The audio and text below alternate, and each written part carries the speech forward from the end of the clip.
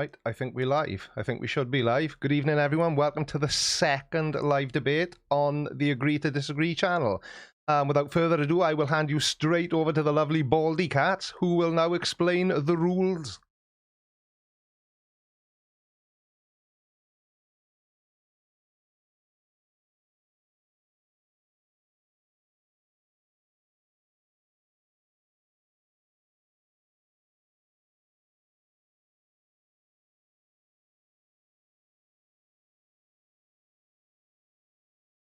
Sorry, Catz, bear with me a sec. Everyone's saying there's no audio, so that's a great start. Right, 2 seconds. Oh, Jesus, here we go. Right, what's going on there then?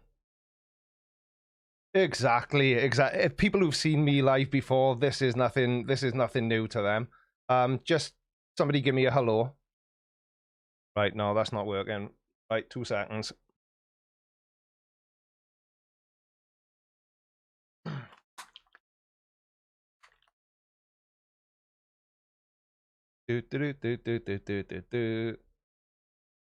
No, not those.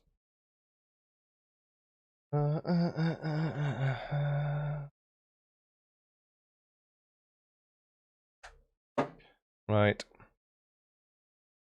Right. Right. Right. Right. Right. Right. Right. Right.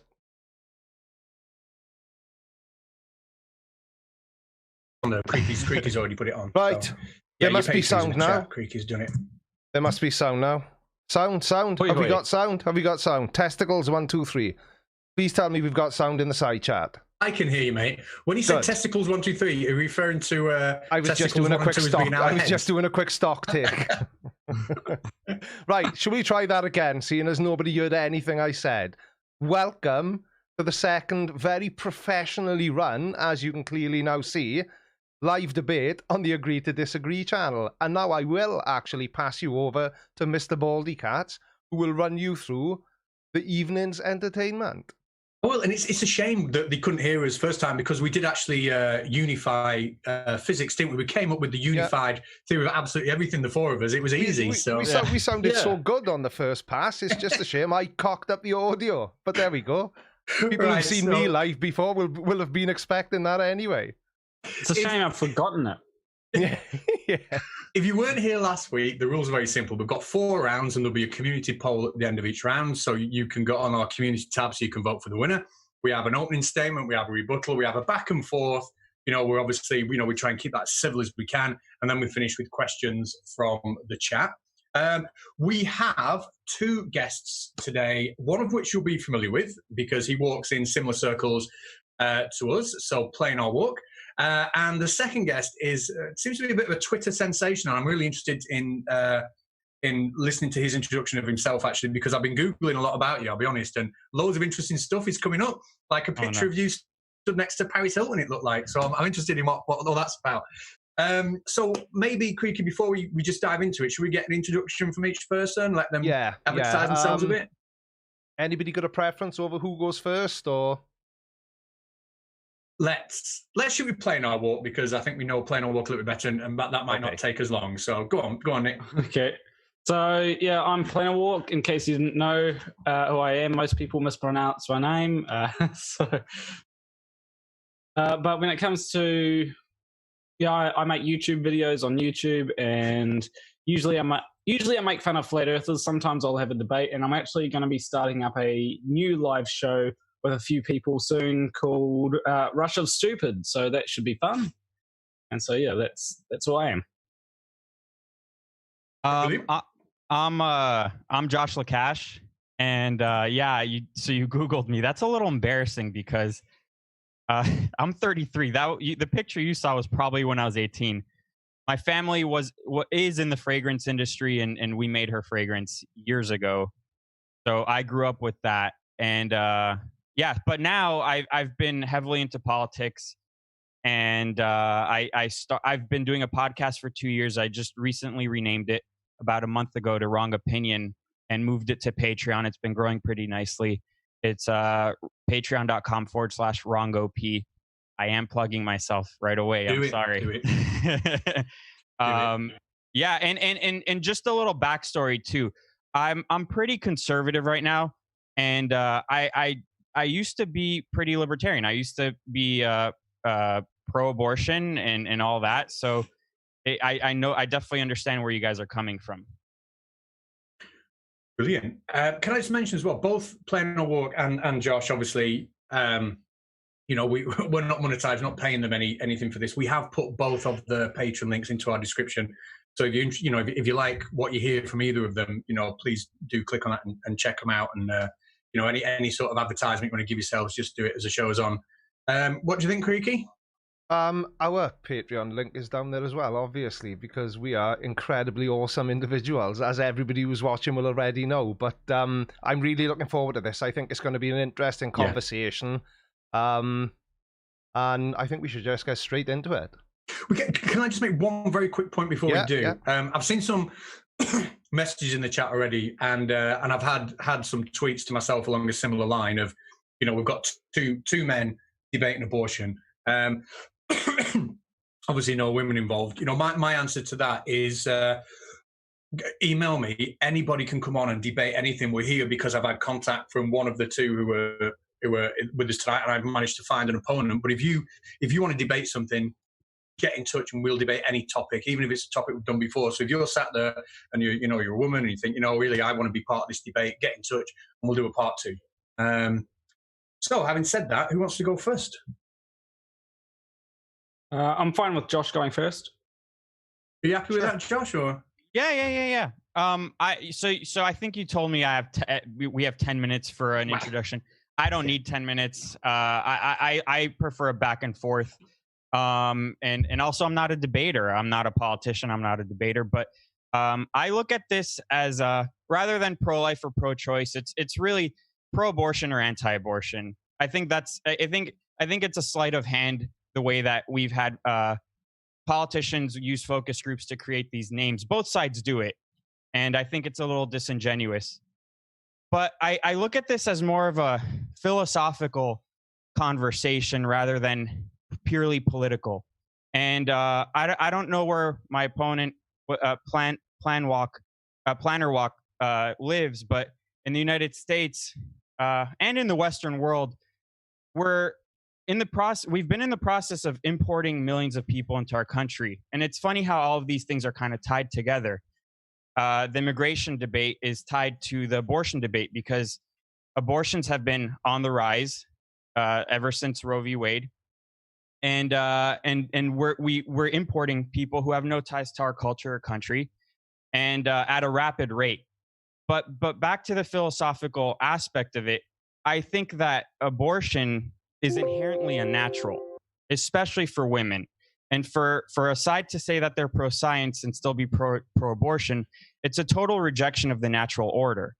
It says and for females especially, it's as unnatural as it gets. They are nurturers, and abortion is destruction. It's anti-nurturing.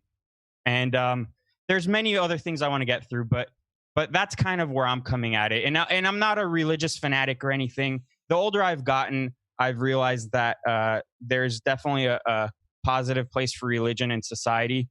I think especially with how entrenched we are with social media, we've become more narcissistic as people, and you know, we need to be a little bit more humble about things. But again, I'm not a religious zealot. I mean, I used to be atheist or agnostic or whatever you want to call it. And I don't really know what I am, but I'm not coming at it because God says that this is bad. I think it's just it's something we need to think a little bit more deeply about. And I thank you for inviting me on here, and we can have a frank discussion. It's nice. What we're all about. I mean, me and Creaky, we stay completely neutral, don't we? And I think too many shows become shouting matches. So it's nice to have two people that can discuss something like that. Creaky, anything you want to say? No. Like I say, I'll just reiterate what you've just said, Katz. You know, our opinions are completely irrelevant to what goes on the channel, and based on Josh's tone, I think this is going to be an interesting conversation again, because everyone's got their own viewpoint about just about everything, and the whole idea of what we do in here is to sort of engage people in conversation rather than engage people in screaming at each other, which ends up never achieving anything anyway. So hopefully we're setting a precedent for what's going to come in the future. Definitely. Excuse me. Sorry, I've got a bit of a cough. Anawalk, you ready to rock and roll? Or? Yep. Fire away. Have you got the timer going, Catz? I've got the timer. Whenever you're ready. Okay. So, yeah, I think that so when it comes to abortion, I don't think that I don't think that it should be the first option that people go for. I think that we definitely need to have education on things like contraception to minimize the amount of abortion. But in any case, we still need to have that there as an option, because I don't know if my opponent agrees with instances where abortion would be preferable over not having an abortion. This would be, for me, instances like if the pregnancy could endanger the life of the woman, or if or in cases where the woman is sexually abused, to put it in a way that hopefully doesn't get this demonetized or anything. So, yeah, I think that it's a good idea to have abortion clinics there, or at least, what is it? I think they're called Planned Parenthoods over in US. Yeah. So I think that it's a good idea to have them there for those instances where it's a good idea to have an abortion. And I think that there's also I think that you can make the case that it's not just these instances in where having an abortion is justified. I think that having an abortion can be justified outside of these instances. When it comes to, like, you brought up the philosophical idea, and I don't think that we can classify a fetus as, well, I don't think that we can give a fetus personhood, because I don't think that we can classify a fetus as a person, because there's heaps of things that we give to people that we wouldn't give to a fetus. For example, if a regular person dies, we'll usually hold a funeral service, and some people may hold a funeral service if a fetus dies in a miscarriage, but I don't think many people do that, and that sort of shows that we do recognize that there is a difference between the two. There's also the case that when it comes to, for example, let's say someone is pregnant without knowing it, and then they drink a lot of alcohol, and then they accidentally have a miscarriage. I think that people would argue that it's not a good idea to charge the person with manslaughter, even though people would argue that they just accidentally killed someone. So I think we also recognize there, and I don't think that we can really.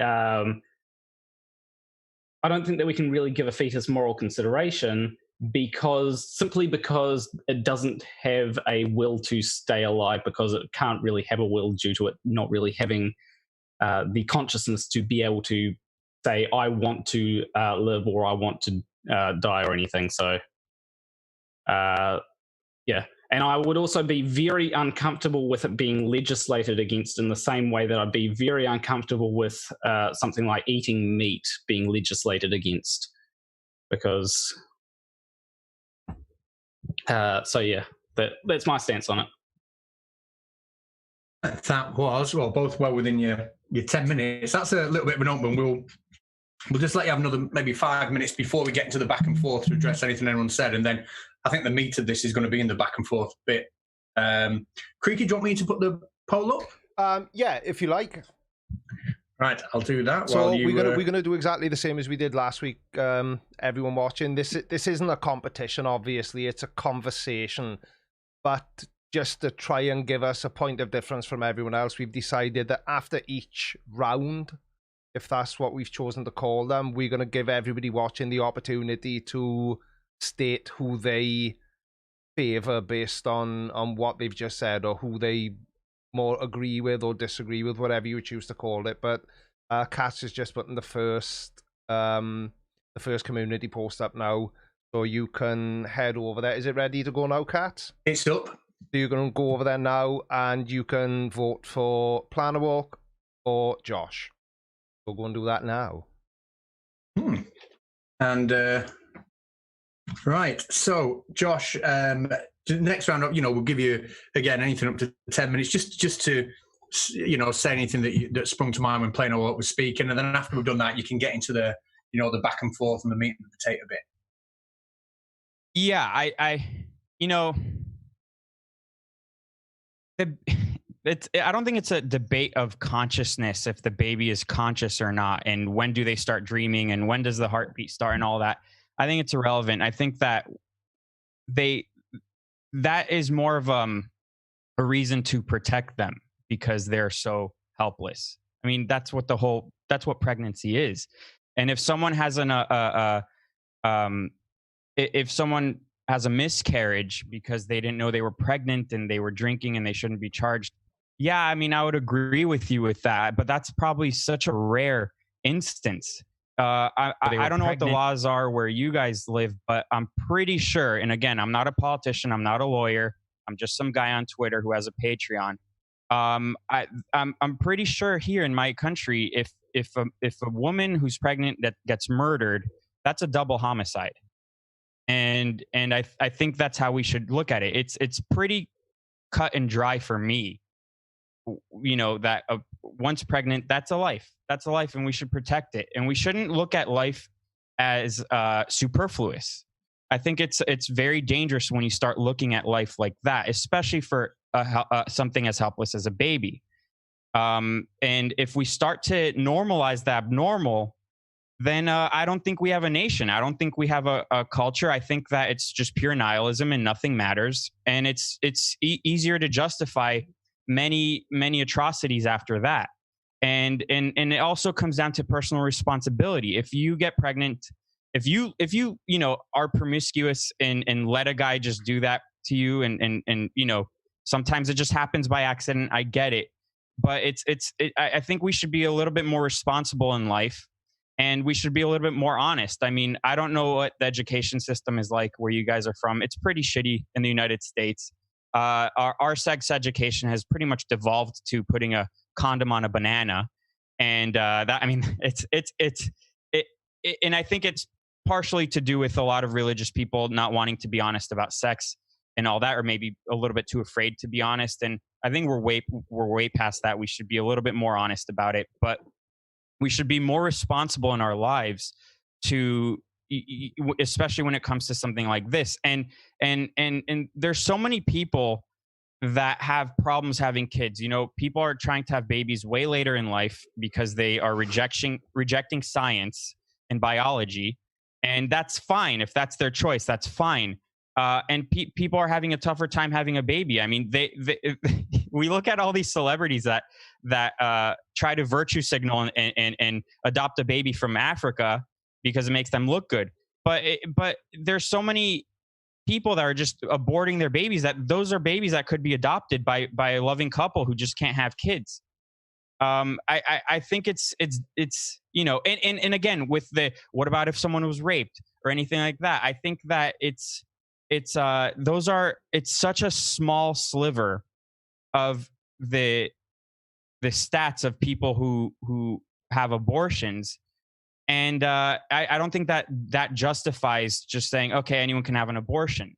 What I've been seeing right now, especially being online, and I know that it could be anecdotal, but there's young girls posting videos on TikToks of like making a joke about their abortion, and they've been lied to because it's such a traumatizing thing to go through, and but they're wearing it as a badge of honor. And that's what we've devolved to as a society. I think it's disgusting. And not once have I mentioned God in any of this, and will I ever, because I don't think that's persuasive. Yeah, super. Is that happy you've got time left if you need it, Josh, or are you? No, that's I like the back and forth better. I don't need to go on long rants, but no. It's totally fine. Brilliant. Right. So we'll get to the back and forth just after playing our walks. Just answered that, whatever the word is. Go on, Creaky, help me out. Words, I can barely string a sentence together. It's no good asking me to help you. It's probably my lack of accent that prevents me from being able to speak eloquently. Planet Walk, do you wanna answer Josh back? Yeah, I want to address a few of the things that he said in his opening statement. Like one of the interesting things that he said was that abortions are inherently unnatural, and I think that just because something could be considered, first off, I'd disagree that they're inherently unnatural. And secondly, because a lot of abortions do utilize at least natural body functions.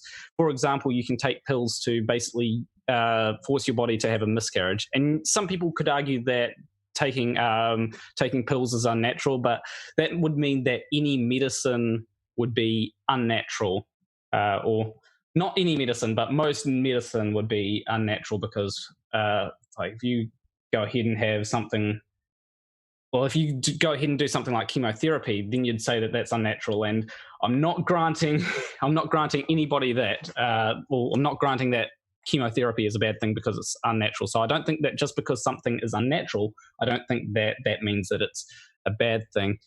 You also touched on how immigration and abortion is linked. I don't know if that's true. You also touched on how it's anti-nurturing, and I don't think that it is anti-nurturing because, again, I don't think that we can grant personhood to a fetus, and that is definitely a big philosophical argument and touches into the whole should we legislate against it, but because one person may arrive at one answer using one philosophical framework, another person might arrive at another answer, and I don't think that just because one person used one philosophical framework to get to one answer that we can legislate it for everyone that may even use a different philosophical framework, because I like meat, and I don't think that it would be a good idea for someone to legislate veganism over everyone. In fact, there are some people that need meat, for example, and this is just touching on something about that the chat might address, is that as someone who can survive without meat, I think that it would be a bad idea to legislate not eating meat for everyone that cannot survive without meat. And I think that would be analogous to what we're talking about here. Right. I'll put the poll up while you some things. I'll put the poll up for round two. Creaky, I don't know when you want to reveal the results. Do we want to stick with what we did last week and sort of reveal the result of each poll? Yeah, as the next one goes up. So based on Josh, what Josh had to say in the first round or first section, whatever you want to call it, and what Planet Walk had to say. Am I one of the people that says your name wrong, Planet Walk? You actually get it right. Hey, go me. Anyway, far more important things to discuss than my lack of an accent. In the first round, we received 24 votes. I'm not sure how many people are watching, but Planet Walk received 88% of the vote, and Josh received 12% of the vote. But as I said last week, that's not to say that Planet Walk won and Josh lost. That's just purely based on the opinions towards what you both had to say from the people that are watching us now, obviously. Yeah, and this is obviously a touchy subject for a lot of people, and Absolutely. Hopefully we're handling it as sensitively as we can. But try and just put that to one side when you're voting and vote on how articulate the presentation was, how articulate the debater was as well, rather than the viewpoint that you may or may not agree with.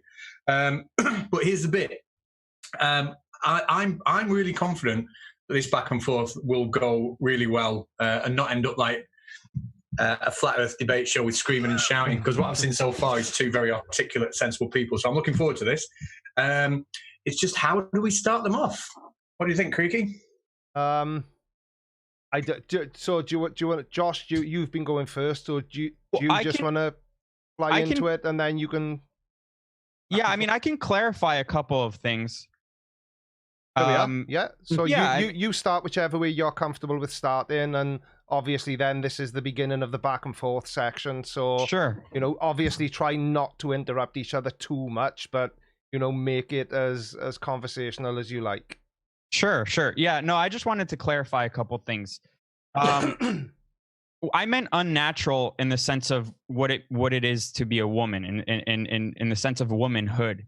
I think that it's a lot of what I've been seeing lately is the wearing the abortion as a badge of honor. And the way I've been seeing celebrities like Busy Phillips talk about abortion and how they and Lena Dunham and all that when they have their rallies, it's a form of indoctrination. And young people are very impressionable. I mean, when I was young, I grew up in Miami, Florida, South Beach, would go out partying and all that. It's very impressionable age, and people for some reason look up to celebrities, and they've been lied to. So I meant it's unnatural in the sense of inherently what it means to be a woman. I'm sorry, I'm old school, but I think that women are more nurturing than men are. I think when men are more combative. I think that we take more life risking risks, and you know, we do dangerous jobs, all of these things. And I think that it's a beautiful balance between the sexes. The stability that you get from the extremes of women being nurturing and men being extreme and putting themselves in danger and willing to do the dirty jobs and all of that. I think that the outcome of that is pretty beautiful and natural. Look at any nature show. Look at when I don't know what the name of the bird is, but when he's trying to make a beautiful nest to show the female that he's worthy of reproducing. I mean, everything is about reproduction also. Everything is about bringing life into this world and nurturing it. And I think that, you know, humans were very complex. We're very complicated. I think that that when we start injecting politics into this, it's a form of division. When we convince people that life is meaningless and it's okay to abort a baby, we can convince them of anything. I don't mind I'm losing in the poll, by the way. It's to be expected. But also with you comparing an abortion to eating meat, I don't think that's a fair comparison. I think that humans we're on another level of consciousness than animals. And I love animals. My family has a farm in Costa Rica. We have buffaloes. They're very beautiful. They're very intelligent, the way that they form little cliques with one another. But you can't compare that to humans. And I like eating meat as well. I just wanted to clarify. Yeah. Go take it away, Play. No, it's back and forth now. Play. Just okay. Take it away between yourselves. So yeah, I don't think that you can make judgments on what we should do or whether abortion is right, wrong, whether we should allow abortions or not, based on what you say the primary goal of life is, or what people's roles are, so to speak.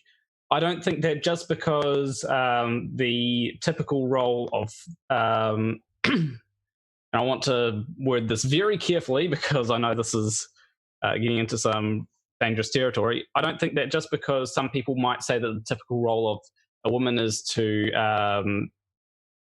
be nurturing, I don't think that means that abortion is bad. Just because the goal, some people's goals of life is to have kids, doesn't make abortion good or bad, or whether we should legislate against it or not. So, sure, I think the easiest way to do it is because, again, within the argument or conversation about abortion, there's many avenues you can go, many philosophical arguments you can have, and I think the simplest question is it murder or is it not murder? And that's it.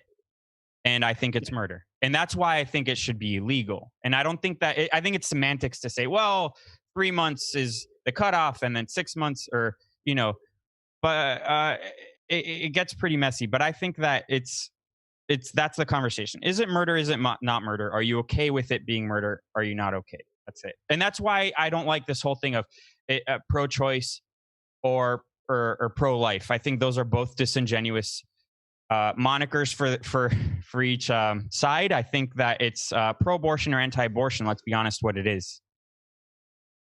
Yeah, so I would disagree that it's. I would disagree with abortion being murder simply because I don't think that we can grant personhood to a fetus, and because I don't think that we can give. Because generally, when we talk about murder, like you would have. The reason why I say that murder is wrong is because it infringes on someone else's will to live. With a fetus, I don't think that they have a will to live. So I don't think that we can infringe on that will to live. So I don't think that it's necessarily wrong. What do you mean they don't have a will to live? I'm just curious. Well, I don't think that they have the consciousness to be able to be like, I want to live, in a sense. And I don't think that we necessarily have to go ahead and ask a fetus if they want to live or anything. I just don't think that they have the consciousness to be able to have that will, if that makes any sense.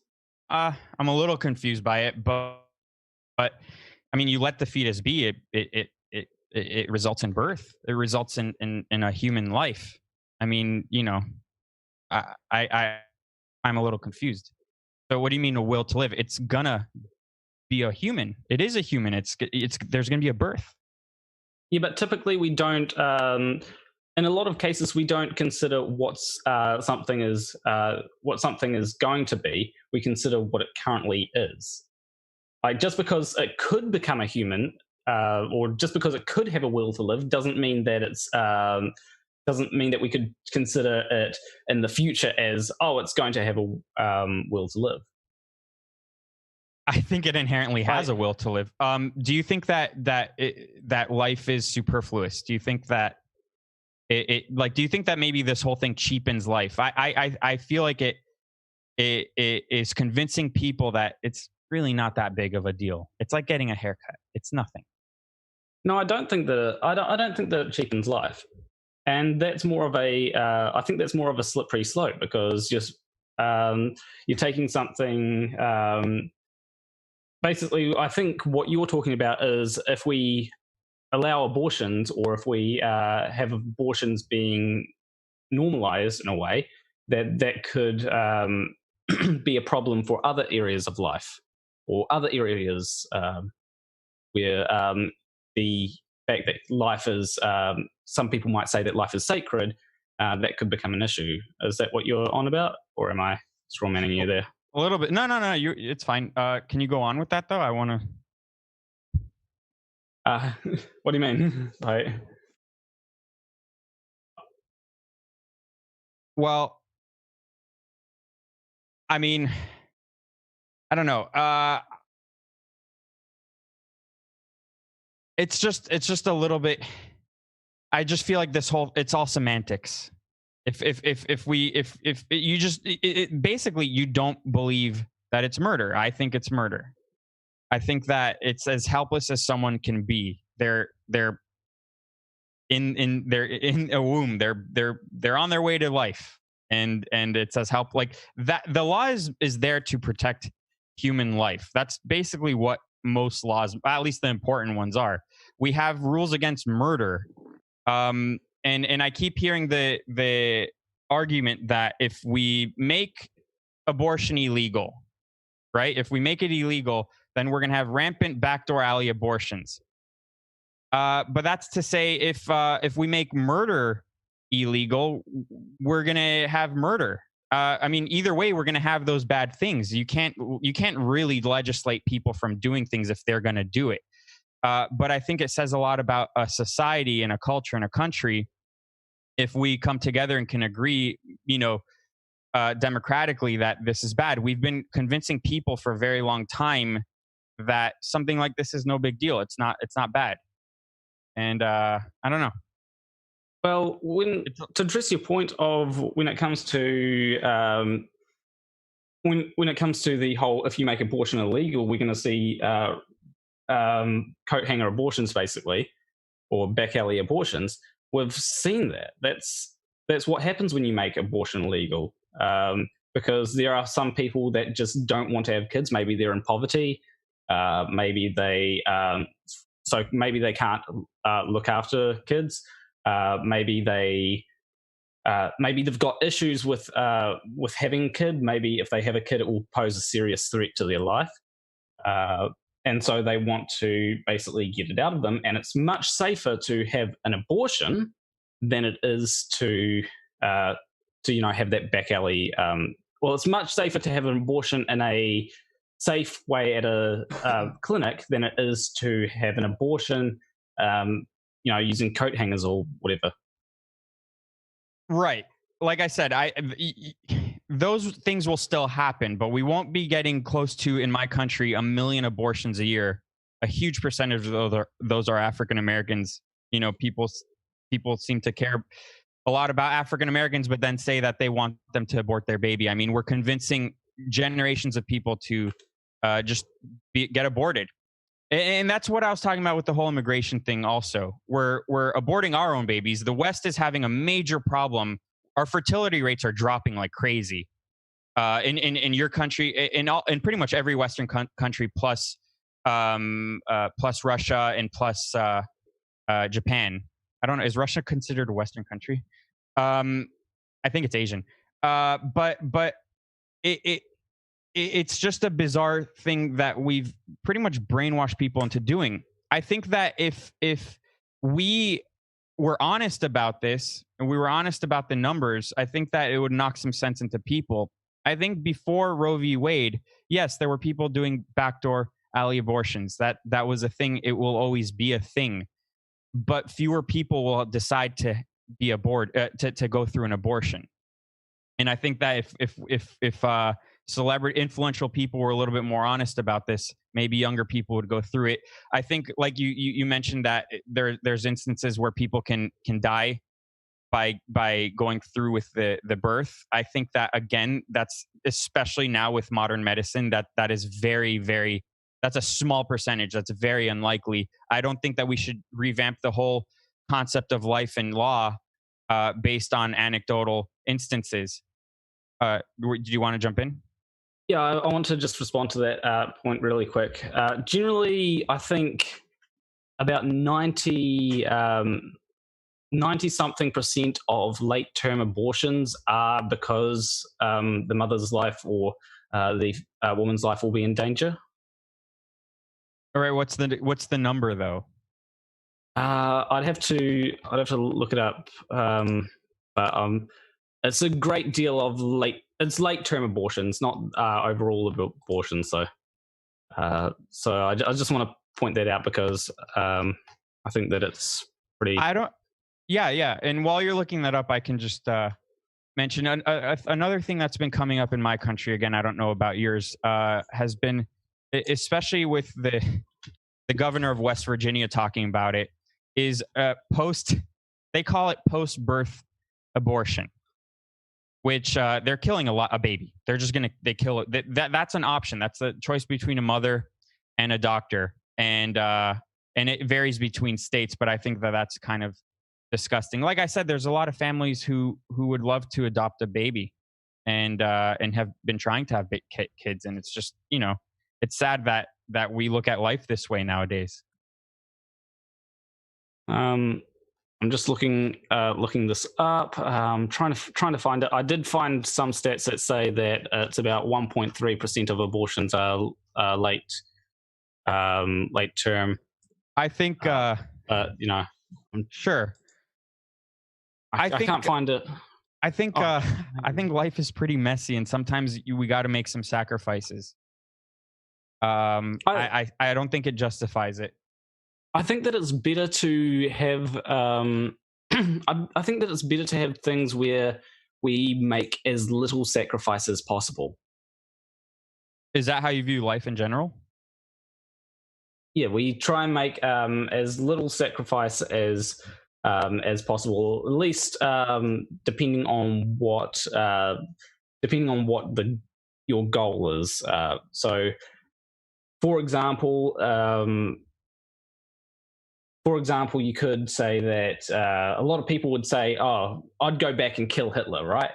And some people might say, "Well, actually, a better idea would be to, instead of going back and killing Hitler, to if you could go back in time, to try and bring him up as someone that wouldn't do that." But then another person might say, "Well, actually, the Treaty of Versailles, and it's all about trying to make as little sacrifice as possible, because bad things do happen."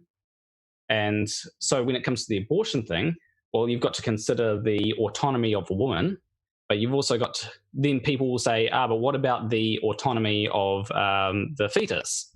No, I wouldn't say that the fetus really has any autonomy to violate.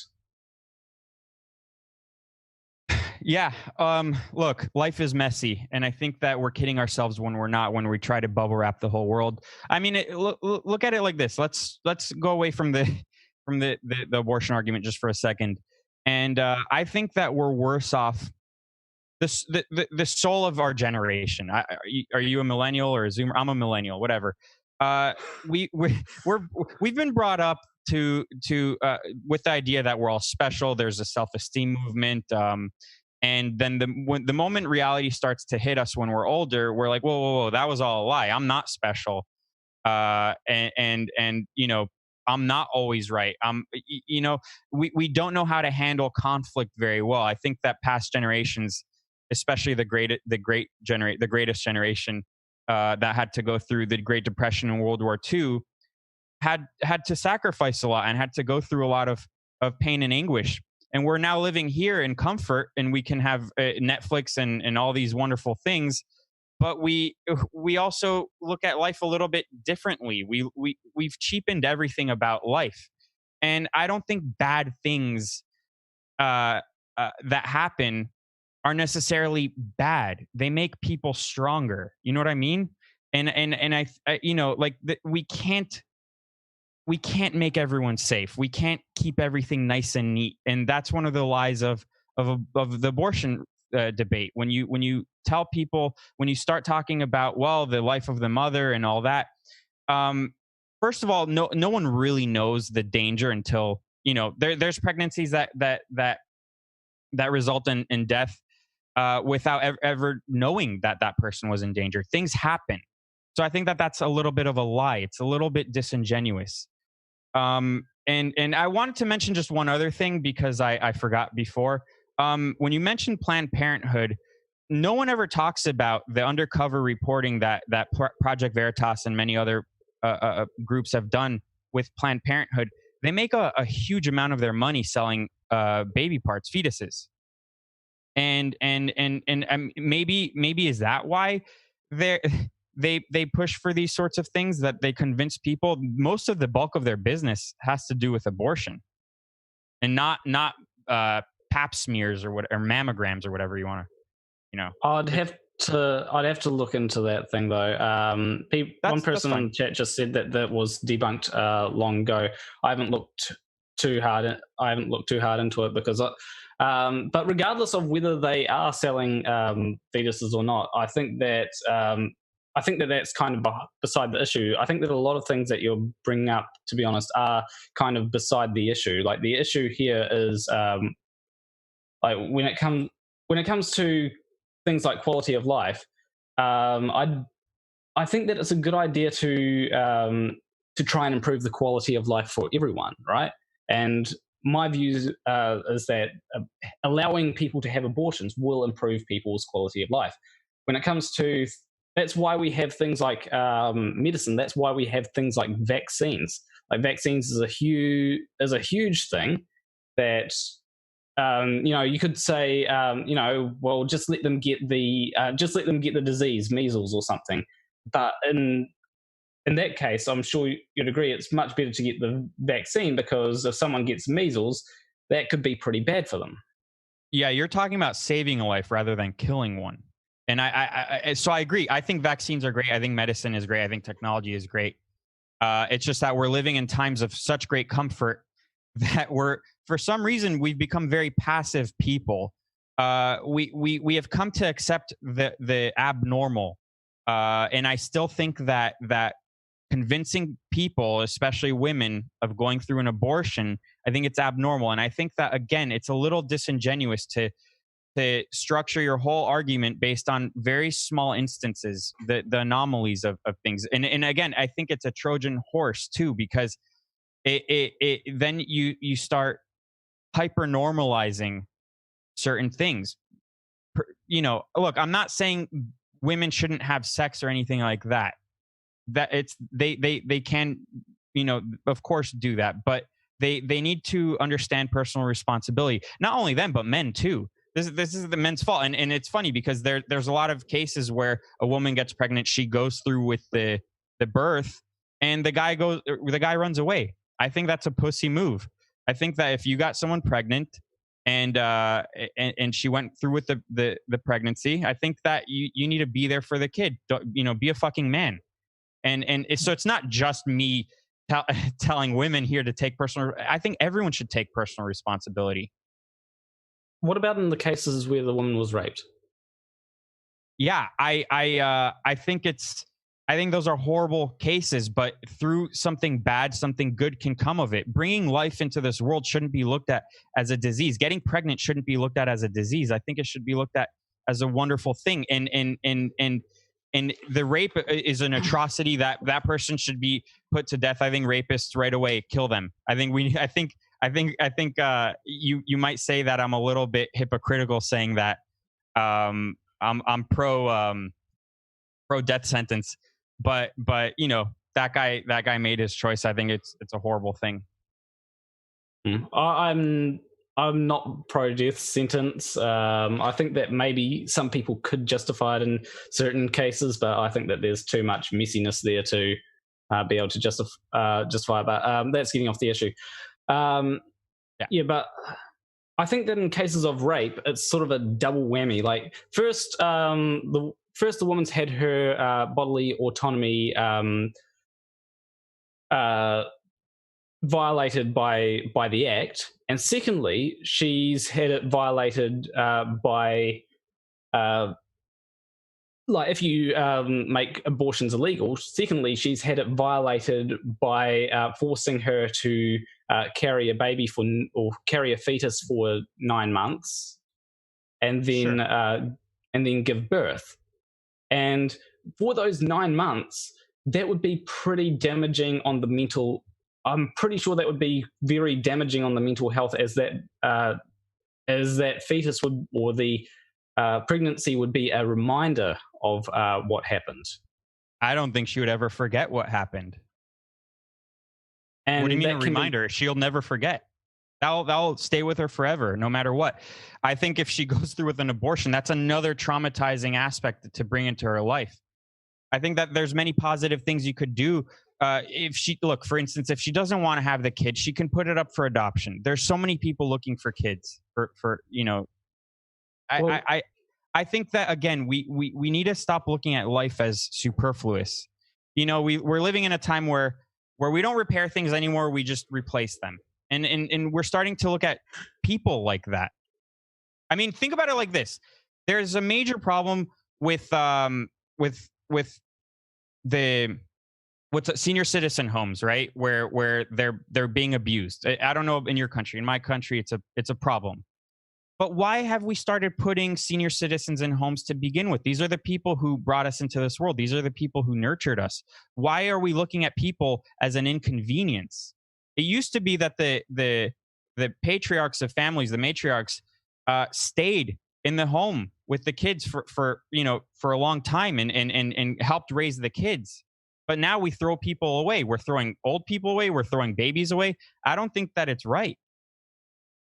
Well, it's a case of it's basically a case of there are people have things that they want to do in life, and I think that it's better to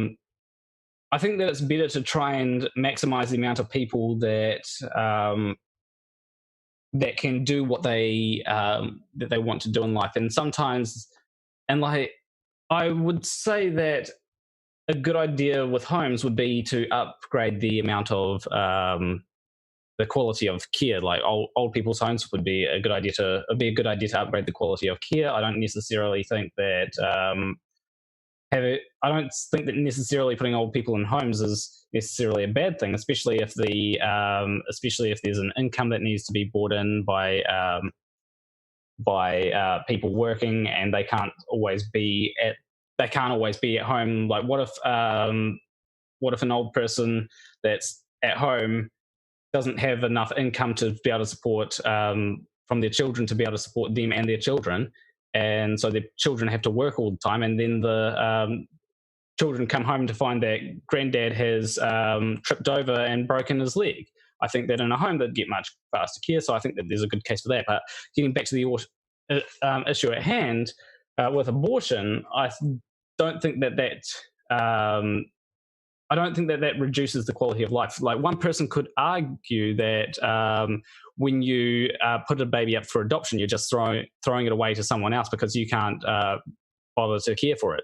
And I don't think that would be a good argument to make. And I think that what would be better in cases like that is if we don't force someone to go through 9 months of pregnancy to then just because they're basically raising up they're basically housing a fetus for 9 months, and then sometimes against their will because they don't want to go through with it, and then they're giving up for adoption anyway. So it's I think it's way better to give up the kid up for adoption than aborting it.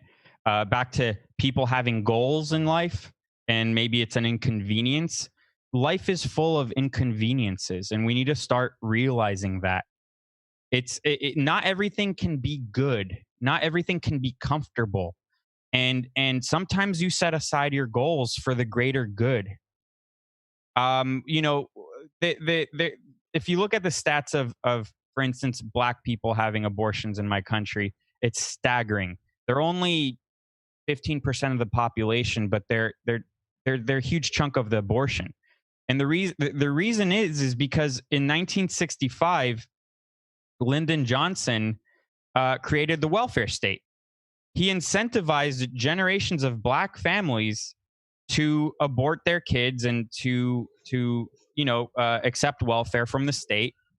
And you look at the Black families before; they were a lot stronger. They had both a father and a mother at like 70-something%. I'm not really good with numbers and remembering stats and all that, but it was a very high number of Black families that had a stable home, a mother and a father, and raised their kids. Somewhere along the line, you have the state influence behavior, and I think that is extremely damaging. Now, the Black family is very, very unstable. The male figure is in and out of prison all the time. And I mean, it has to do with many things: the war on drugs, the welfare state, incentivizing. It's incentivizing many wrong behaviors. And I'm not getting sidetracked from the abortion debate. I think that a lot of these other issues are tied together. It's a little bit. It's a little sad. It's a little bit sad that this is how we look at life. It's an inconvenience to people. I don't think it is.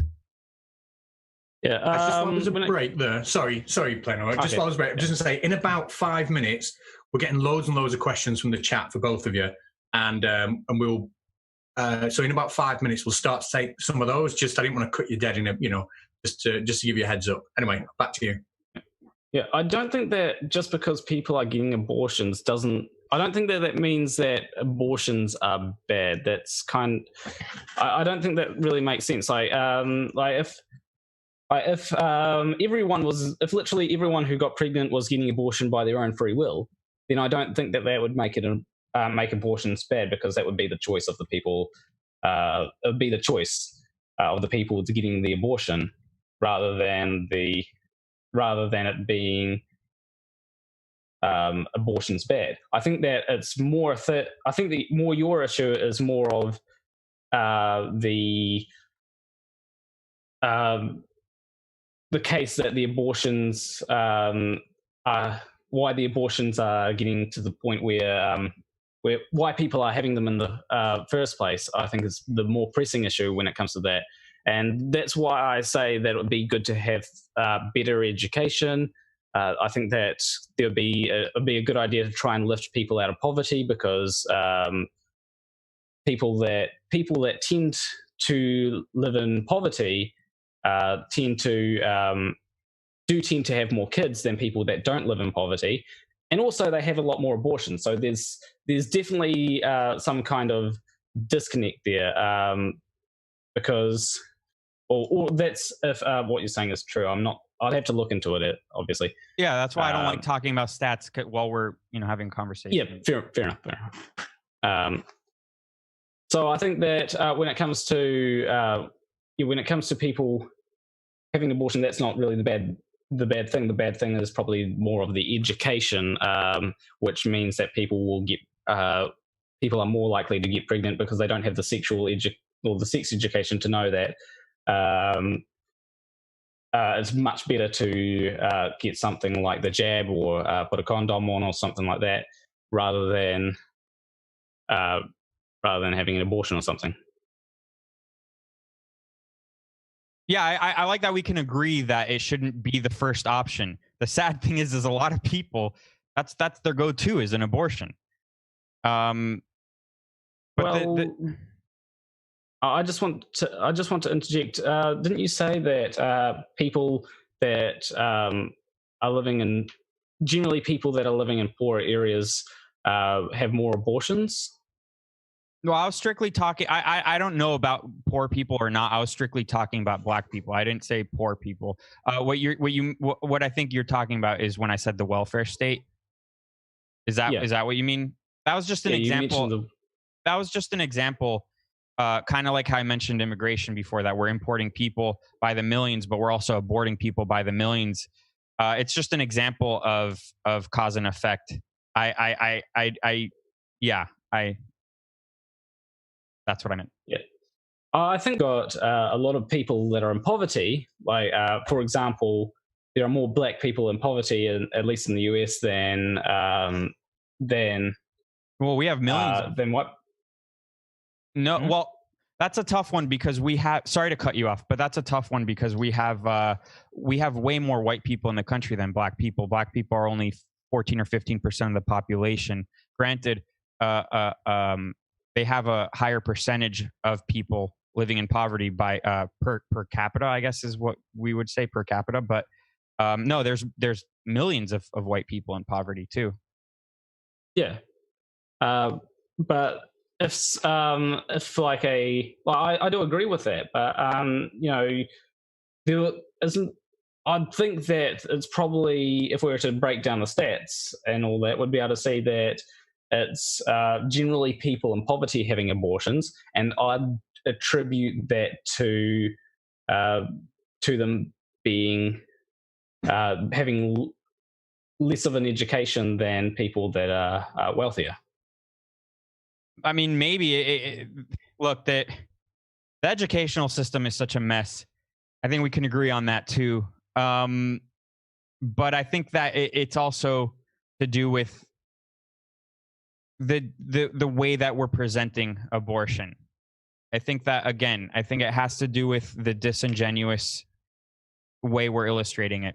I think that again, and it goes back to calling it pro-life or pro-choice. That's not what it is. It's pro-abortion or anti-abortion. We should teach people what abortion really is, what it entails, how traumatizing it is for people after. Well, I'd actually agree that we should teach people what it entails, because I actually very recently found out that you can actually have an abortion by taking 2 pills. And essentially what it does is it simulates a miscarriage. And I had no idea about that, because most of what I had heard about abortion came from people that are anti-abortion and basically painted as if if they're, and I assume some cases of abortion are like this, where they basically rip the baby out of the womb. I think that the morning after pill is maybe what you're talking about. No, I'm not talking about the morning after pill. It's actually a pill that can be had between 8 and 12. It's 2 pills, which can be had between 8 and 12 weeks. All right. I mean, I don't know what to say about that. I think that it's all a little. I think it's all a little barbaric. Can I give you an example? I'm a Jew, and I was circumcised. Sorry, too much information. I was circumcised, and I'm a Jew. But when I have kids, when I have a boy, I don't want to do that. I think that that's barbaric, and I think that we're going to look back at abortion as the same. I think that it's barbaric behavior to want to do that. That's what it comes down to. We've spoken a lot about the semantics, both sides. I mean, I can say philosophically that I think it makes life superfluous. You're teaching people that it's not a big deal. All of that, that's all fine. Your points, all of it's fine. But it always will come down to, is it murder or is it not murder? That's it. And I mean, look, it's funny because it's a complex discussion, but it's also really not. And it's and look, we've convinced people. My side's losing, by the way. And that's why I'm going to lose the poll, and people are going to say I lost the debate. That's to be expected. We're losing the culture war. Conservatives are losing the culture war because the messaging on the other side is very strong and it's very persuasive. And there needs to be pushback. But I still think it comes down to, is it murder or is it not murder? You don't think it is? That's fine. I don't expect to come here and convince you, by the way. But this is still interesting. I do have two. Oh, sorry, go on. Just say two more minutes and we'll get into the questions. Crack on, sorry. Yeah, I have 2 points that I want to make. Like, I don't think that people that are against abortion are necessarily losing. I think that they've actually got a very powerful message. In fact, a lot of things that I see, I think it's probably 50-50 on Facebook, but I've got a lot of liberal friends. When I see things, it's 50% for abortion, 50% against abortion. And I think that there's a lot of people that are against abortion. I don't think that it's necessarily a conservative or liberal issue. I think that it's just, I think that it's more probably people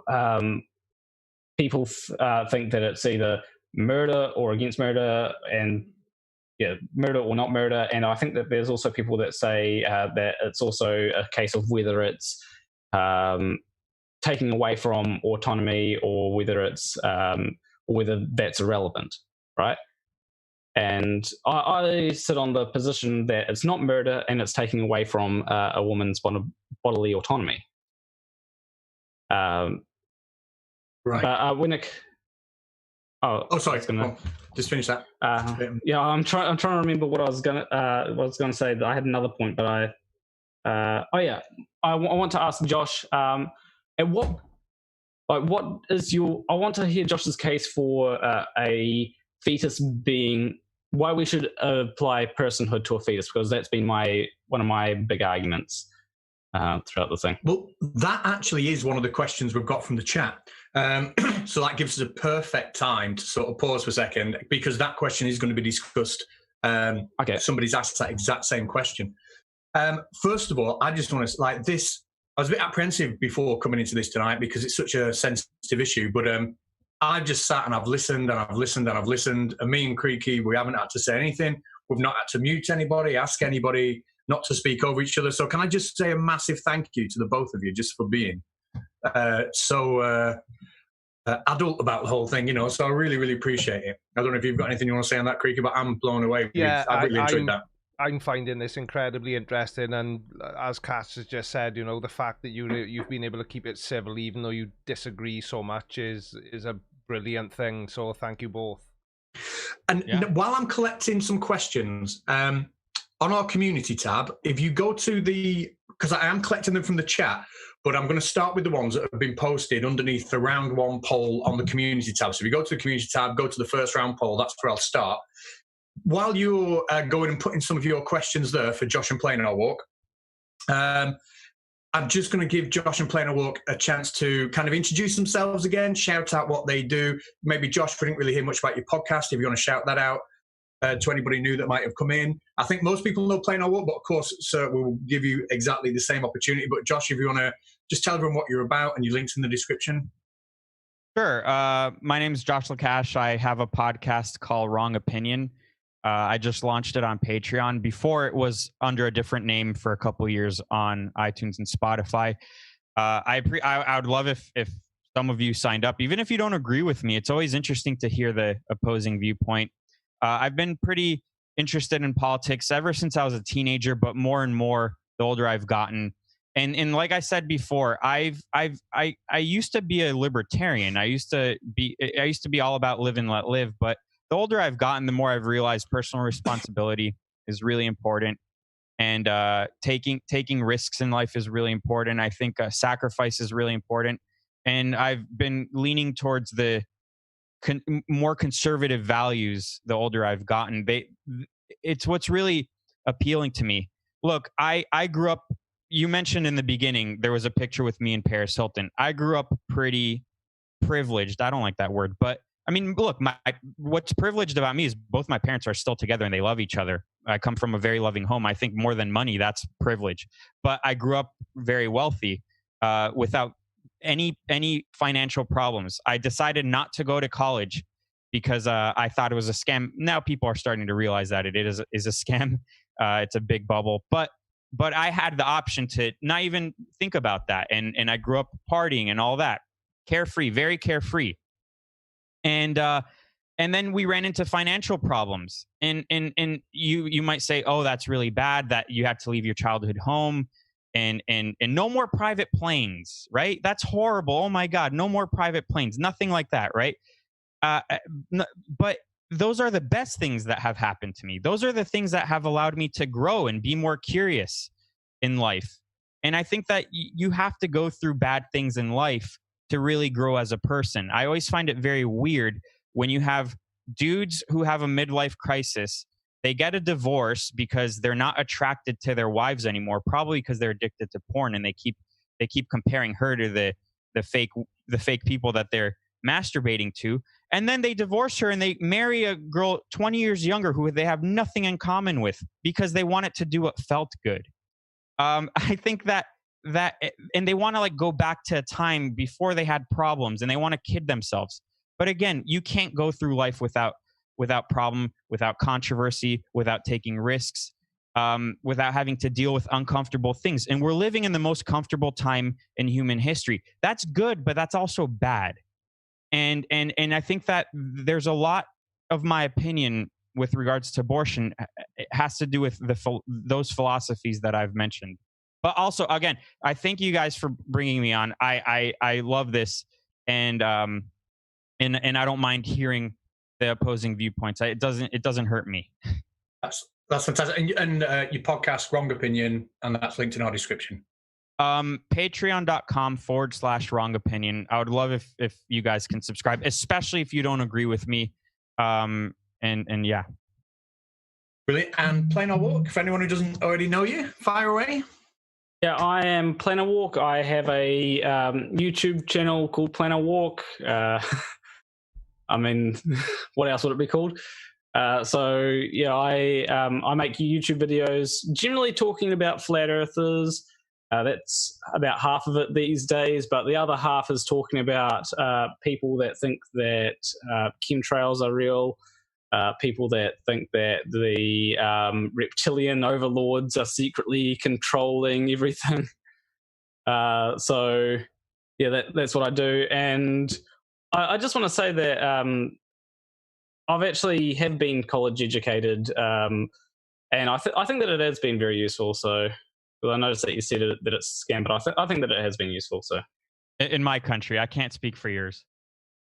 Well, I went into programming, which is a very good subject to go into. So, oh yeah. It's as relevant as it can get. Yeah, so we've got loads of questions and they're coming in thick and fast. I'm going to start at the top of the list I've got, and I'll be getting through quite a few. Creaky, is there anything you want to say, or any questions you've spotted? Because I've just dived in there and took them. Yeah, no, just jump in. Just jump in. I'm quite happy to listen. Right now, a lot of the questions we're getting questions from both sides of the argument. I'm going to try and balance it out.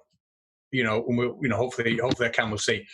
So the first question doesn't say who it's to, so maybe it's. But reading it, I think this one's to you, Josh. It's from Tim Rorich. Sorry for pronouncing that wrong. I know I've just done it. He says, it's quite a long question, but basically says, if the goal of banning abortions is to reduce the total number of abortions, how do we square that with the fact that the total number of abortions have gone down since it was made illegal in the United States? That is true, but the number is still staggeringly high. It's still in the upwards of 800,000 people in my country a year. I don't know what it is worldwide, and obviously that all varies between cultures. But in my country, it's still extremely high. I think it's very, very tragic.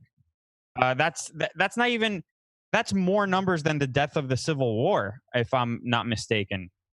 And look, it's nice that it's going down, and that's true. He's absolutely right, but it's still staggeringly high. Thank you. Plano, anything you want to say about that, or do you want your question? I don't really have much to say about that.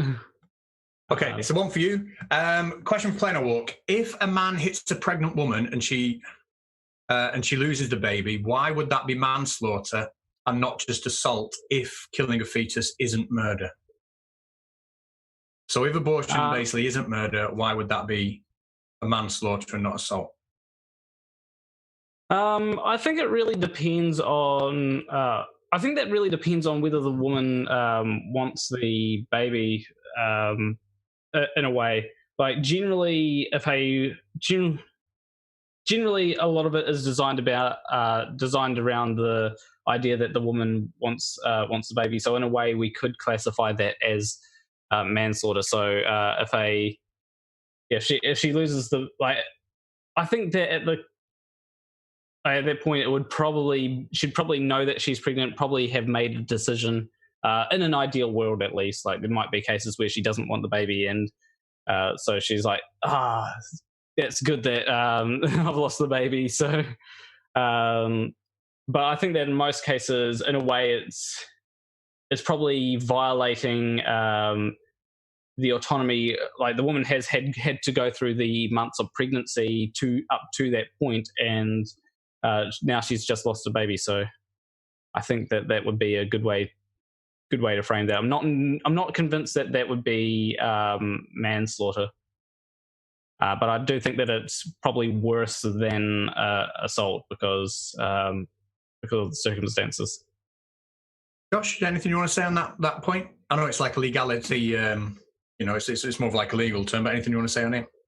Yeah, I think it is manslaughter. I mean, why would a guy hit a woman to begin with? But if you kill a baby in the process, I mean, look, sometimes you get in a car accident, you kill someone, you didn't mean to kill that person, but that's still manslaughter. So it's the same thing. If you're dumb enough to hit a woman who's in general, but who's pregnant and kill the baby, sorry, but you're going to have to face the consequences. Couple more. I'm trying to find some for you, Plano, but obviously you can chip in on any of them. Got one here from Lord Callum. He says, ask Josh why he kept bringing race into it. Is that relevant? Well, it's relevant in my country because liberals tend to be all about social, not to say conservatives aren't, but they really harp on social justice. But they also then they don't really care about dead black babies, which they're kind of they're aborting their kids at such an alarming rate. And also, I used it as an example, like I did immigration. I think a lot of these things tend to be connected. There's unintended consequences with mass migration. There's unintended consequences with the welfare state, and they all interlink, interlope. One of those. Is he really a lord? The guy who asked that question? It's just a username. I don't. I'm kidding. Plano Walk, anything you want to do? Oh, I'm going to have to start saying it right now. Plano Walk, anything you want to say about that? So, yeah, when it comes to that, I think that when it comes to justice, or when it comes to at least social justice, I think that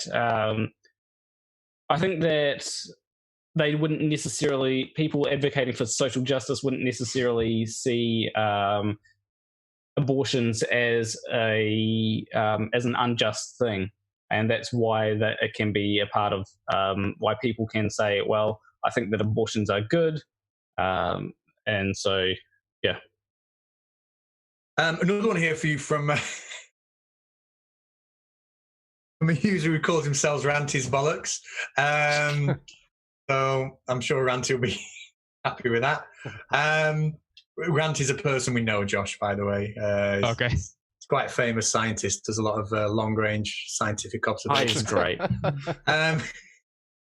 This is for you, Planner Walk. Well, both of you, I suppose. When does a fetus, and I think it's a question you wanted to leave on before, when does a fetus gain personhood? And in turn, like, what is a person? So do you want to go first, Josh, or Yeah, should I go first? Even. Oh, I would say right away. It's as simple as that. I don't think it's a clump of cells. I think it's right away. Mm-hmm. So I'd say that a fetus gains personhood. That is definitely a bit of a grey area. But I'd probably say that once it's born is definitely one of the cutaways. Maybe a few days before it's born, because it's probably finished most of its development by the time that it's maybe a few days before it's born at least. But I'm not sure exactly where the cutoff would have to be, and that's one of the things that is a very grey area. But I'd say a person is someone that has the ability to has somewhat of an ability to survive without relying on a particular person, right? So without relying on the without relying on a particular person. So, for example, the mother does, or the baby doesn't really have the choice but to rely on the mother. So I can't. The baby has to rely until it's born. Oh, sorry. No, the baby has to rely on its mother for a long, long time after birth. Yeah, but once it's born, then it's not necessarily tied to a particular person. I would beg to differ, but that's okay. Well, I mean, once the baby is born, it's not violating anyone's autonomy, because whoever chooses to care for it, it's their choice to care for it after that point. So that's why I make that thing. And then there's also No, go ahead. And then there's also the case where it's whether it can choose or whether it has the will to be alive. And I think that once it's born, it most definitely has some kind of will to be alive. Okay, another question. This one is specifically for you, Josh, from Brainless Steel NL. He says, my ex is a teacher. I won't go into personal details, but essentially, the question is mental torture better than abortion? So the mental torture of, obviously, carrying the child. It's talking about someone who's been raped. It'll help if I read the question out, wouldn't it? So someone's been raped. Is the mental torture of then having to go through with the pregnancy better than an abortion? I mean, it's hard to answer because everyone has different ways of handling things. Some people are maybe stronger than others. There's silver linings in everything, though. I mean, it's such a horrible topic to even think about, but they're going to have mental tortures regardless. And I think you're only adding to it. And maybe you're lying to the woman and saying, no, you're better off just getting rid of it. But imagine how she would feel after that, how traumatizing it would be after that. It's really hard to tell. We're not talking about a specific person. But you're going to have to live with these things regardless. It happened, and you're going to have to live with it. So would you want to then have an abortion to add on top of that? Again, that's all philosophical. And there's both that aspect to it and the legal aspect to it. And again, I wouldn't concede. You give an inch and they take a mile. Again, like back in the day, I would have been like, look, I agree with you. There's certain circumstances. Fine. I agree with you. But it's a Trojan horse. We look at the hypernormalization of abortion, how they're convincing young girls that it's really not a big deal. I think it's very damaging. It's very damaging. And also just the fact that we look at life as just really not a big deal. It's fine. Get an abortion. Whatever. I don't agree with that. Walk? Yeah, I'd say that I don't think that we could. I don't think that we can justify things by saying there could be a silver lining. I don't think that's a very good argument, because in a lot of cases where something most people would consider it bad, there could be a silver lining that goes for, like, you know, if you get if you go speed racing and then get a really bad injury or something, there could be a silver lining to that. But whether there is, no. Yeah, I don't. Creaky, I'm checking the round one on the community tab. Have I missed anything that might have popped up in the actual chat box that you think's worth asking? I'll just quickly state this statistic I looked up in relevance to something. I can't remember if Josh or Planner Walk said it earlier on, but the statistics compiled by tracking service World Meters counted approximately 42.4 million abortions in 2019, which accounted for, that was the highest number of deaths worldwide, was as a result of the number of abortions that were carried out. Just to clear up a statistic. That's sad. I think that's sad. I don't think that's a positive. It's a huge number. Very big. Sorry, go on. I was just going to say, one of the stats that I've heard is that apparently a lot of pregnancies, a lot more than what you'd think, actually end. This is just a fun fact mostly, but apparently they actually end in miscarriage. Like a lot of people don't know that they're pregnant, and then they'll have what they think is a heavy period, and that's actually a miscarriage.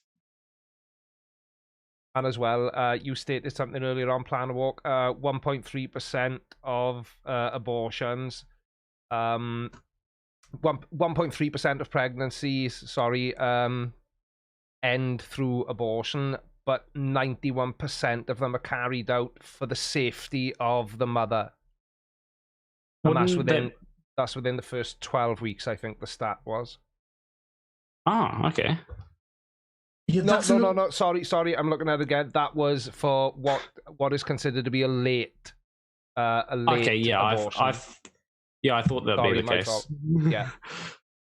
That reminds me of a question I saw very early on in the chat, and I think you have addressed it, but just a bit of clarification. I think someone's asking for clarification from you, Josh, on if you do have an instance where there's risk of life to the mother going through with the childbirth, in that instance, would you kind of like not be pro-abortion, but would you accept abortion as a consequence of that health issue? No, it's a difficult decision, but no, I can't concede to it. And again, life is really, really messy, and there's traumatizing things that happen, but I can't concede to it. Can I just ask why?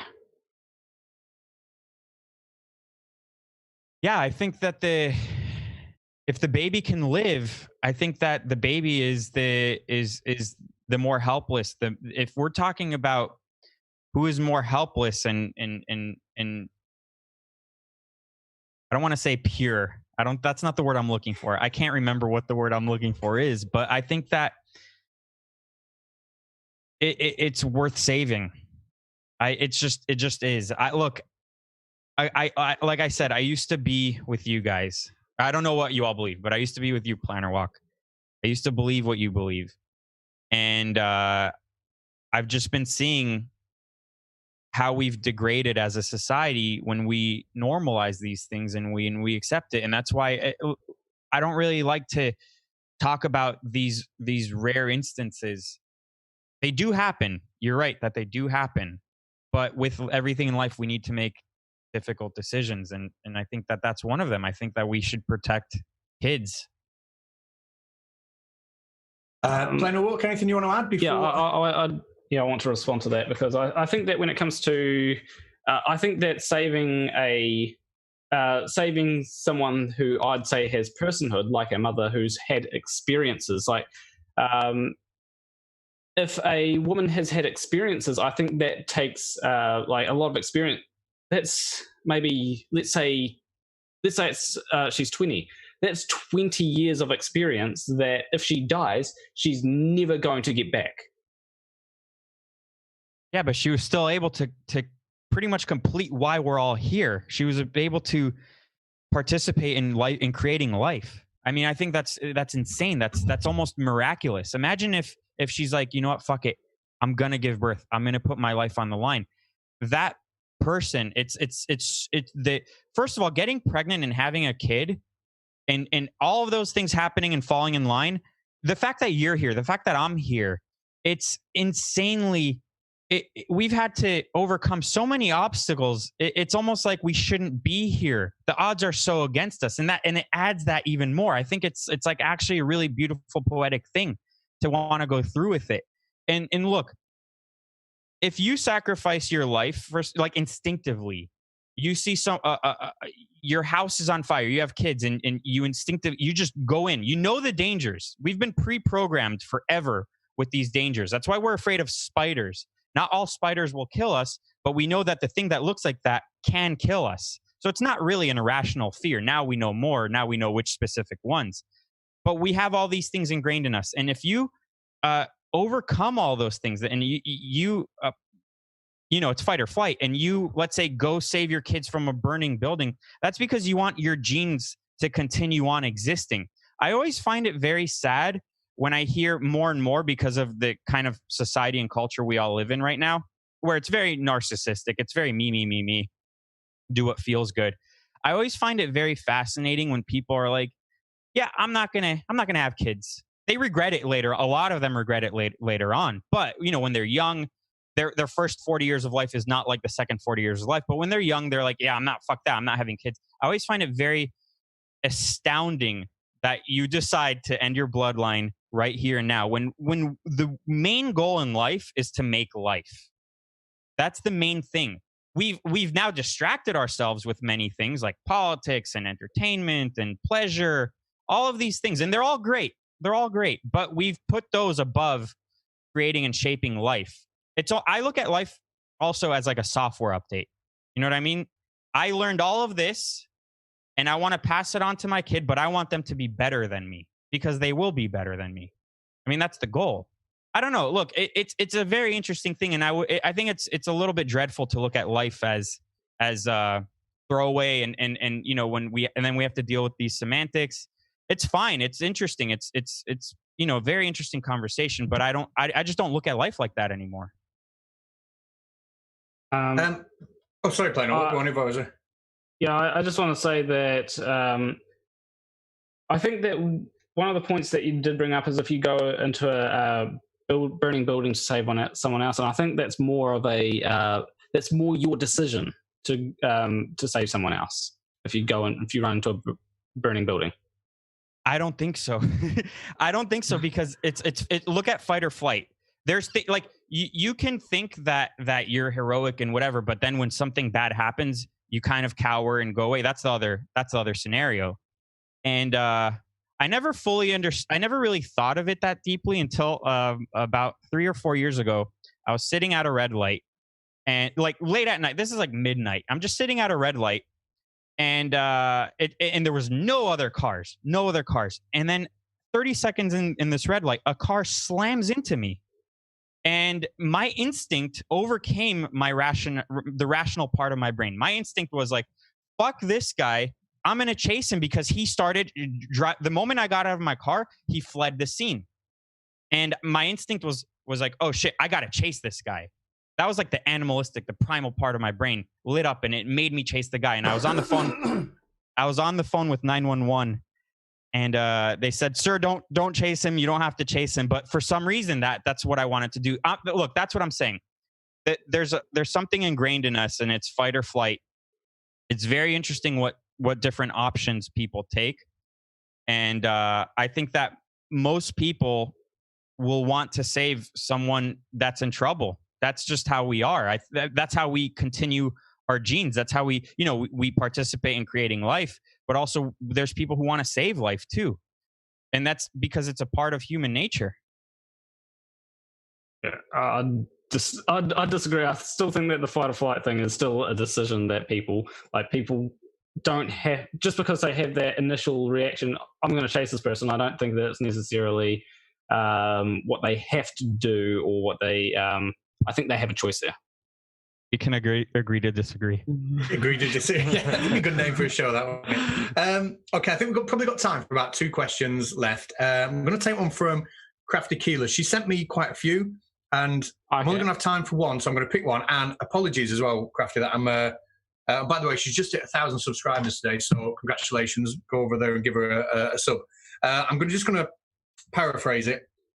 Are you in favour of defunding women's health clinics who offer abortion services? And if so, are you aware that then you might make abortions more dangerous and expensive for those who seek them out? And that was Josh. Well, yeah, I don't think...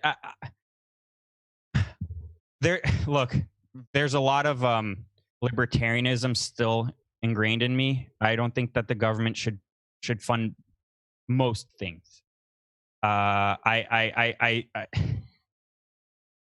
I think if those institutions, if there was a need for them, they would exist in the free market. And no, I don't think that they should. And then back to the backdoor alley you said backdoor alley abortions or riskier abortions would take place. Yeah. So if you close those down, would that lead? Yeah. Well. I mean, I would want to go further than that and make it illegal, full stop illegal, and those things will happen. But I think that if we were a little bit more honest about what life is and why it's important, maybe fewer people would even want to seek out doing that. Maybe people would start thinking about personal responsibility more. So I'd go further than that. I would defund Planned Parenthood if they can exist without performing abortions, and they actually say that they offer many services to women and they go for them. I think they would survive in the free market. They would flourish in the free market. Why do they need help from the government? Kind of how I feel about the postal service. It's losing a shit ton of money, and it shouldn't be government funded, as an example. But yeah. Walker, anything you want to say on that? Or?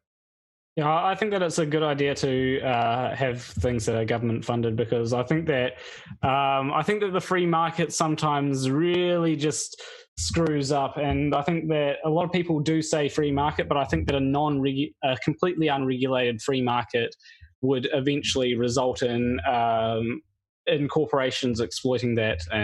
But that's a different argument. That's a whole different. Yeah. Yeah. So I think you've probably got time for one more. Creaky, have you seen any, or do you want me to go with what's already been posted? Yeah, you go with. I've almost forgotten that we were live, to be honest with you. So we'll make it the last one. Josh, unsurprisingly, it's for you again. Now it's by Kazim. Sorry if I pronounced that wrong. Can you elaborate on how the welfare system encourages abortion when the welfare system is based on household size? And also take note that the argument used to be that welfare encouraged women to have more children for a larger check. Yeah, I think I probably messed up on that, to be honest. Yeah, you're right about that. I'm just talking about how it destabilized the black family. They were doing really well beforehand. Both parents were there. It was only, I think, if I'm not mistaken, pre welfare state.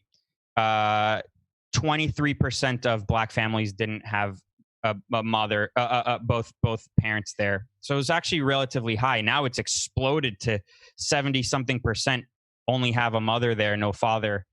I was mainly, what I meant was that it's one of the things that has destabilized black families, and I think that is I think it's important. It's important to look at all of these things. But yeah, you're right about the abortion thing. The welfare state encourages just having as many kids as possible to get more welfare. Plain or work, anything you want to add before we? Yeah, I think that it's I think that it's more of a multifaceted problem that you can't just point to one thing. Like, I'm not sure who here has heard of Sargon. I think Josh might have heard of Sargon. Yeah, Carl Benjamin, that's his name, right? In real life? Yep. Yeah. Like, one of his things was, they should just get married because, married people have more children than, married black families have more income than non-married black families. And I think that just trying to point to a single thing isn't going to fix it. I think that a lot of the things comes from the things that have happened in the past. So, for example, the war on drugs, that disproportionately targeted black communities over white communities, despite black people smoking about as much marijuana as white people, but they were more likely to get arrested for that crime. And then there was also, I think there was something where they tried to put a whole lot of crack cocaine into black communities to try and be able to ping them more for crime. So I think those kinds of things where the policies themselves kind of could have an air of being for good, but underlying the intentions were racist. And I think that's what has caused a lot of this. Yeah, I agree. I'm anti-drug war fully. Ending on an agreement. Love it. Yeah. Love it. Guys, I am absolutely stoked with that. Like, because this is only our second show, and when we first started, we wanted to be different to a lot of the shows out there where you have screaming matches and slanging matches, and it all becomes, who can yell and insult the other one the loudest. We've managed 2 weeks where we haven't had any of that. So I'm massively, massively appreciative to both of you for doing this. Creaky, is there anything you want to say? Or? Yeah, I think the important. So with a conversation like this, even and I know I may be repeating myself, but even though the views are so very different, and we sort of refrain from having an opinion, I can pick bits out of both sides, and I can see the logic. Whilst I disagree, I can still see the logic, and I can still see why it's being brought up. But if I was in this debate now, which obviously I'm not, there would be questions I would want to ask as well. And I'll be bold and ask Josh if he's married and has children.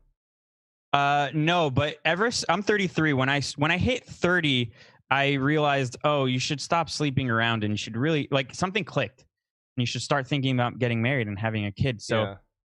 Maybe I'll have a quarantine baby. I suspect that there's going to be a boom, and come December, we're going to see a bunch of babies being born. I dare say you're right. And one other thing as well, I saw this in the side chat. So, Josh, your side of the argument is abortion is wrong, regardless of the circumstances. Even if that circumstance is that it could possibly cause the death of the mother as a result of continuing on into the pregnancy and giving birth. Yeah I do. As horrible as all that sounds, I do. And I agree, it does sound completely horrible. So why is it then that an unborn child's life is of greater value than the mother? And again, this isn't a snipe at you, this is a genuine question.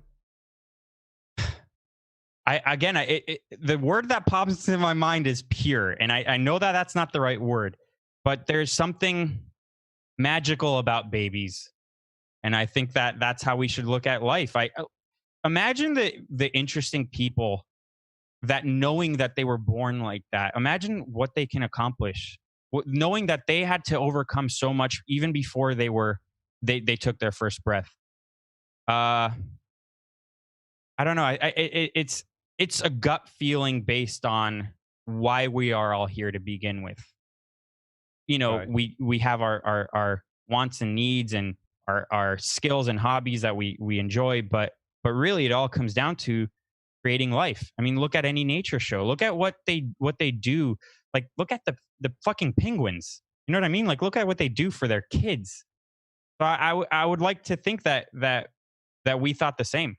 That regardless of politics and religion, I think that when it comes down to it, deep down, that's how we are too. Right. Yeah. One thing that I did want to point out is in the side chat, Ranty Bollocks a while back was saying, "I still don't know what a person is," and I'd just like to clarify. Maybe I didn't make it clear. So I think a person is someone that is viable without the reliance on a particular person, and has a will. And has what we could consider a will for themselves. And I am a little bit curious about Josh's position, because one of the questions that I suppose Josh didn't really, one of the questions that I'd have is why is a fetus a person? I mean, why isn't it? Without interruption, it is a person. It you know, a birth happens. I think that it's a little bit crude to define a fetus as nothing but. And I'm not bringing God or anything into that, but I don't know. Look, one of the things I had in my notes, not that I'm not looking at any notes right now, but when I was writing out thoughts before, was that it seems like a lot of progressivism is about taking meaning away from things. I mean, that's what the critical theorists that came to my country in the 30s, that's what they did. They questioned things until they had no meaning. And I think it's pretty cut and dry. I think that it is that's just how it is. That's life. That it's a person. I'm not dissecting it until it's meaningless, you know? Right. I think I could delve into these things, but you know, I think these guys want to end it. I think that could go on all night. That it was. Yeah. we can do a sequel whenever you guys want. Yeah. You know, I'd be stoked to have either of you back on any time. I really would. About whatever. So yeah, excellent. Well, I'll keep in touch with you and see what your views are on politics. There's loads of people wanting to debate various stances on different political issues. So yeah. I'll keep in touch with you on that. Creaky, anything you want to say or? No, because I've already overstepped the mark and asked the question, which I know the moderators aren't supposed to do. But like I say, you know, I hope Josh took the question in the way it was intended. It most certainly wasn't, you know, I did a dig at you. It was a genuine question, and I've many more, but I'm not your opponent. So have we covered all the questions from the side chat, Kat? So I think we've covered all the ones that were in the on the community post. I'm a little bit lost to where we were now. Yeah. But so I do apologise if you've asked a question, but I just want to thank everybody for being here, because obviously we have our own channels, but this is our first joint venture, and to have people here supporting us on that, you know, it's quite humbling. So thank you very much for everyone being here. It's nice to see some familiar faces in the chat, isn't it, Creaky? Yeah, and you know, like I say, a big thank you to the people that have already chosen to become Patreons of the channel as well. It shows a lot of faith in what they hope that we're going to be able to do with this channel moving forward, because some of them became Patreons before we had anything up on the channel. So thank you guys. And if you are wondering, because a couple of people have asked me about moderator status, etc. The moderators are the patrons. That's where then it's black and white. No favoritism between my subscribers and Creaky's subscribers. If you're a patron, you're a moderator. So thank you. And I'll say goodbye properly to Josh and plan a walk off screen. But on screen, thank you very much for everything you've done. And Creaky, I'll let you bow us out. Yeah. Thank you both. Thank you to everyone in the side chat. If it is your first time here, which it may be, it may not be, because it is only our second debate, don't forget to hit the subscribe button. All the links to Josh's Patreon, Planawalk's channel, Planawalk's Patreon, our channels, it's all down in the video description. And we hope you join us again next time. Thank you, everyone, and take care. Thank you. Oh yeah, Creaky.